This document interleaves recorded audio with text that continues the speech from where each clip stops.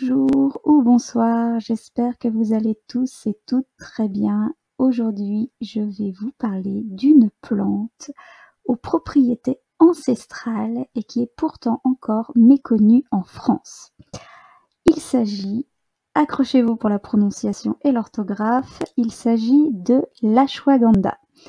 Alors, l'ashwagandha est une plante, et plus exactement une racine médicinale, qui est utilisée depuis des millénaires pour ses nombreuses vertus en médecine indienne. Donc la médecine indienne qu'on appelle aussi l'ayurveda ou médecine ayurvédique. Alors en sanskrit, ashwagandha, ça signifie qu'il y a l'odeur du cheval parce qu'on lui donnait comme propriété de donner ou redonner la force d'un cheval, mais pas que. D'ailleurs, nous allons voir que beaucoup de médecins aujourd'hui, en France notamment les psychiatres, les psychologues, en fait tous les spécialistes de la santé mentale commencent à la conseiller et à la prescrire. D'ailleurs, ces spécialistes la nomment plutôt par son nom scientifique. Alors son nom scientifique, c'est Witania somnifera, et vous entendez bien somnifera parce qu'elle a quand même des propriétés soporifiques. Voilà. Alors que les naturopathes, eux, vont plutôt l'appeler par son autre nom, donc ginseng indien. Indien, pourquoi? Par son origine, évidemment. Parce que cela vient d'Inde et parce que ginseng, pour le côté tonique, car elle a un côté très tonique cette plante, mais pas que. Et puis évidemment c'est plus facile à prononcer, je vous l'accorde également. Alors tout d'abord, une précision importante, mais ça je le répéterai certainement beaucoup de fois dans mes vidéos sur les plantes. Donc préférez évidemment les plantes certifiées issues de l'agriculture biologique, car comme toute plante un peu dite miraculeuse, il y a de l'abus dans la production, dans la fabrication. Donc c'est pourquoi il vaut mieux, surtout pour des produits d'origine hors Union européenne, c'est mieux d'avoir une garantie minimum, donc soit avec le label AB, soit la petite feuille, ou encore mieux la certification Nature et Progrès. Je referai certainement une vidéo sur tous les labels si ça vous intéresse, bien sûr. Alors je vais tout de suite commencer par les contre-indications de l'utilisation de cette plante, à savoir que ces contre-indications sont évidemment, comme leur nom l'indique, que des indications.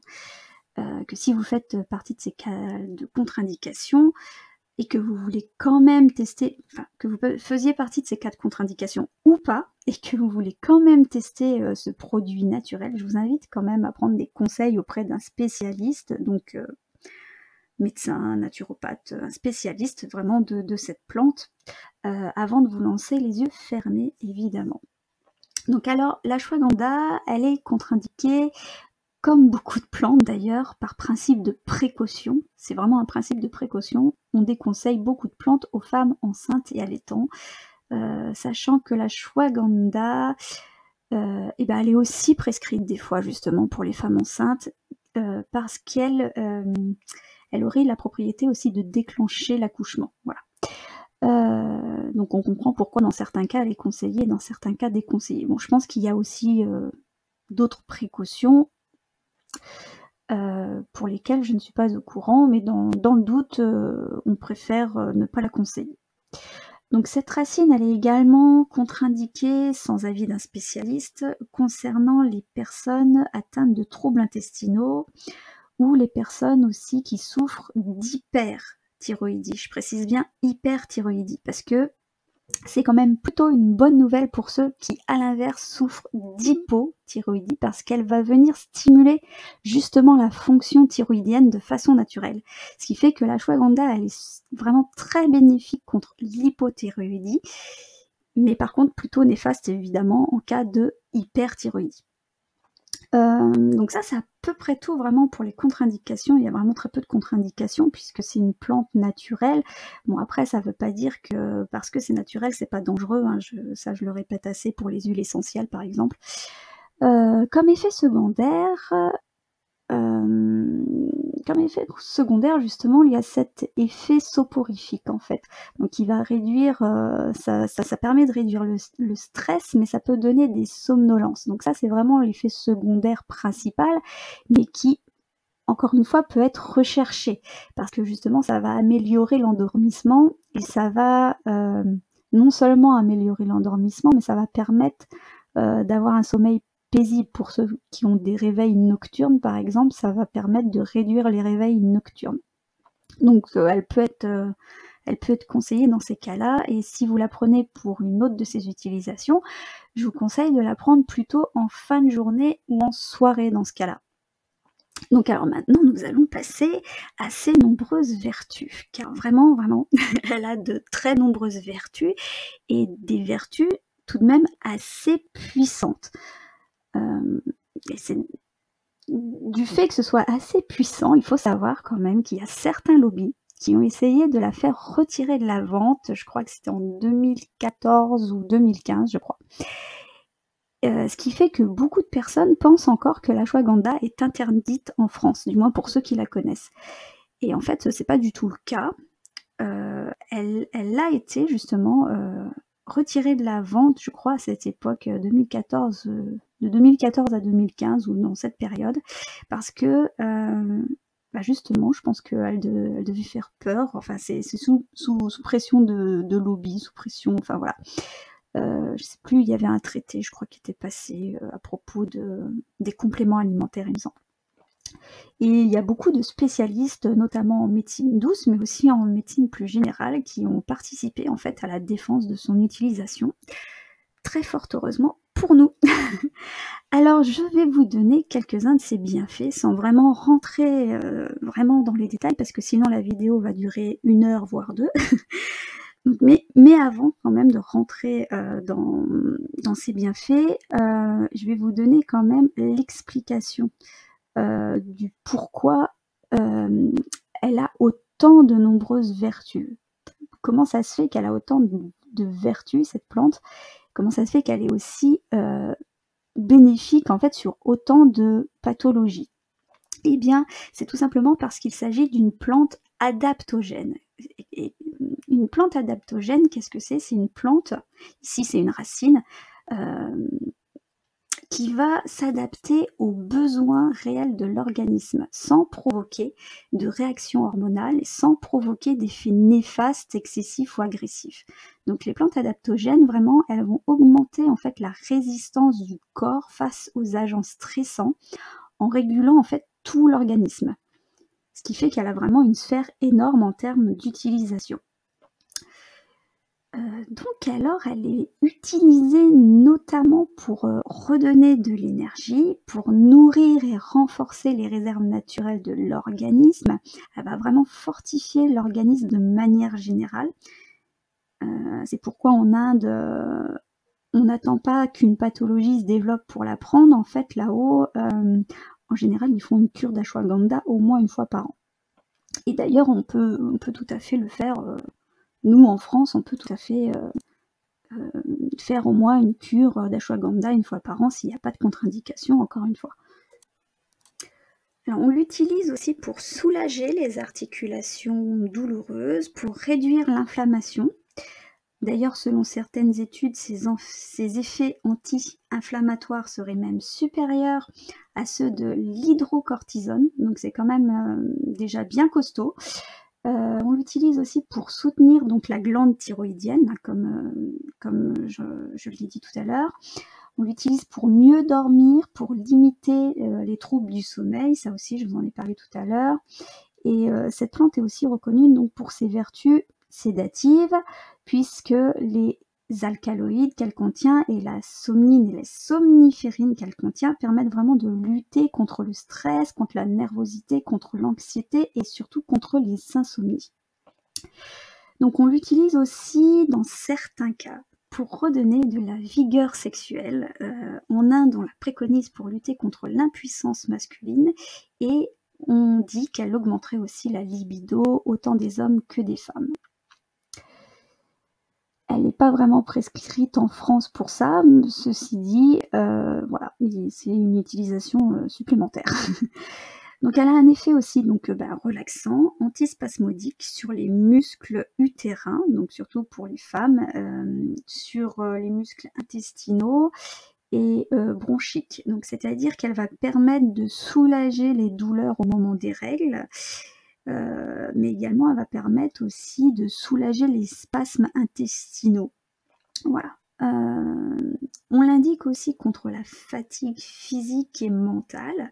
Donc elle peut être prise aussi pendant les périodes de grand stress, les périodes d'examen, avant ou après, pour l'apprentissage aussi, pour lutter justement contre la fatigue intellectuelle, et on dit aussi qu'elle favorise la mémorisation. Elle a aussi des effets sur l'aide à la perte de poids par rapport à la transformation et l'assimilation des lipides. Ça aussi, ça a été, il y a eu des études là-dessus, et il y a d'autres études qui sont en cours.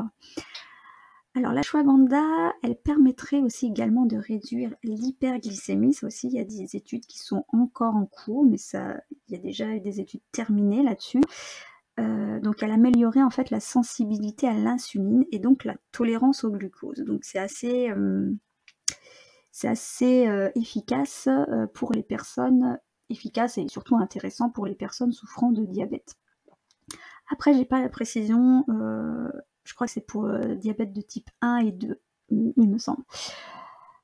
Certains lui prêtent également une action anticancéreuse. Alors, bien que je n'aime pas trop ce terme, car vraiment beaucoup l'utilisent à mauvais escient, mais là je me permets quand même de le citer parce qu'il existe 2 études donc, à ce sujet. Donc une première étude datant de 2007, menée par le professeur Nashi Widodo, il me semble, donc de l'université de Brajawa en Indonésie. Donc celle-ci, elle a permis d'identifier une activité antitumorale, et il y a eu une deuxième étude en fait qui est venue appuyer les résultats de la première, et cette deuxième étude, elle a eu lieu en 2018, et elle était menée principalement par une femme qui s'appelle Kendra Royston. Donc elle est docteure et spécialiste en cancérologie, hématologie, oncologie à l'université de Chicago.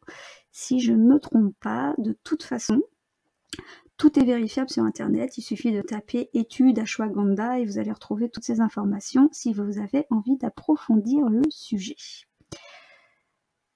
Je passe maintenant aux effets les plus probants et tout ce qui est en cours en ce moment sur les troubles de la santé mentale.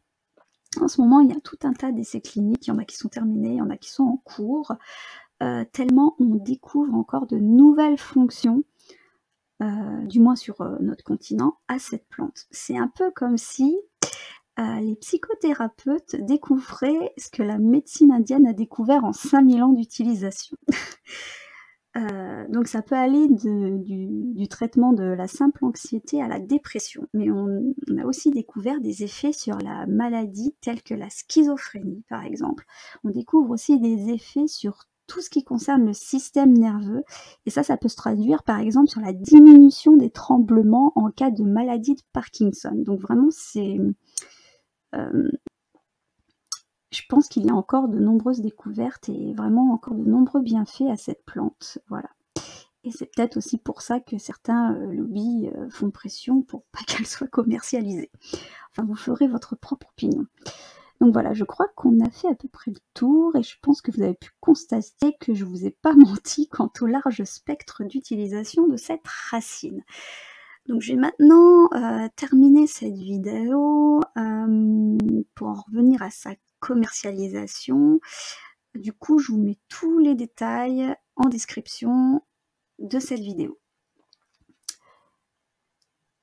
Alors concernant la commercialisation, même si je mets tout en description, je précise quand même que la boutique VGBio, nous personnellement, on a le droit de vendre cette plante, mais pas n'importe comment. Et déjà personnellement, vraiment personnellement, en tant que gérante, je m'assure que ce soit des circuits certifiés et que la manière de cultiver cette plante soit éthique, c'est-à-dire aussi bien dans le traitement de la plante que dans le traitement humain, c'est-à-dire de ceux qui la produisent. Alors dans votre boutique VGBio, vous allez la trouver sous 2 formes. Donc il y a la plante, il y a les feuilles et les racines. Les deux ont à peu près les mêmes principes actifs. Ceci dit, je suis assez contente de pouvoir l'avoir en extrait de racine crue, donc qui est réduite en poudre et séchée naturellement. Ça, c'est assez rare de l'avoir, et vraiment c'est un circuit, pas forcément facile à trouver. Ceci dit, par contre, c'est plus écologique et aussi plus économique. Et puis là, en fait, vous êtes sûr d'avoir un produit au top qui non seulement va permettre vraiment une utilisation optimale, mais va aussi se garder plus longtemps et va également permettre d'être moins cher à l'achat et d'avoir moins d'emballage. Donc en fait, c'est gagnant-gagnant. Évidemment, je peux l'avoir en gélule sans souci, mais vraiment, je privilégie l'utilisation en poudre crue. Voilà, je crois que j'ai fait le tour et j'espère que cette vidéo vous aura plu ou du moins intéressé. Alors n'hésitez pas du tout à la partager ou à vous abonner, car des vidéos comme celle-ci, je vais en refaire d'autres sur d'autres plantes, sur d'autres plantes, sur d'autres pratiques, sur les médecines douces, etc., etc. Je vous souhaite vraiment une bonne fin de journée et je vous dis à bientôt sur cette chaîne. Ou pour ceux que je côtoie à la boutique, rendez-vous au 15 boulevard Buisère à Briare. Je vous dis à très bientôt.